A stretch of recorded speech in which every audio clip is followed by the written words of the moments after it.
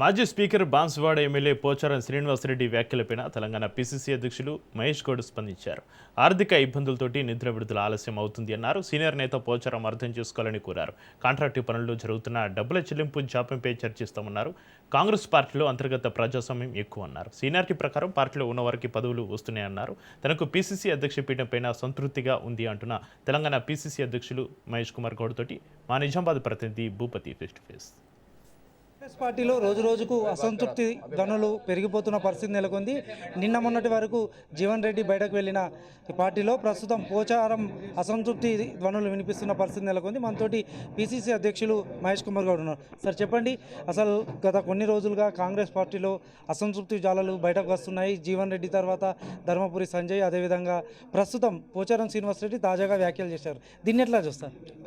కాంగ్రెస్ పార్టీలో ప్రజాస్వామిక స్వేచ్ఛ ఎక్కువ.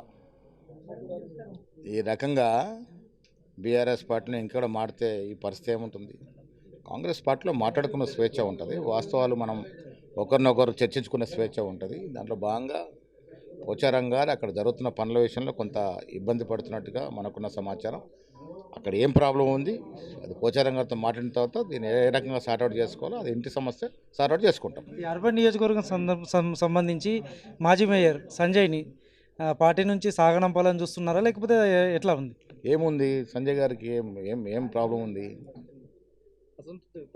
అట్లా చాలామంది ఉంటారు అసంతృప్తులు. పదవులు చాలామంది ఆశిస్తారు. ఇప్పుడు మేము ఒక సిద్ధాంతం పెట్టుకున్నాము, కాంగ్రెస్ పార్టీలో ఏళ్ళ తరబడి పనిచేసిన వాళ్ళకి ఫస్ట్ ప్రయారిటీలో ఉంది. వాళ్ళకి అవకాశాలు వచ్చిన తర్వాత మిగతా వాళ్ళకి కూడా అవకాశాలు వస్తాయి, ఓపిక పట్టాలి.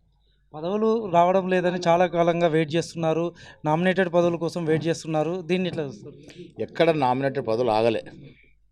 ప్రభుత్వం వచ్చిన 3 నెలలలోపే 47 చైర్మన్లు అపాయింట్ చేశాం.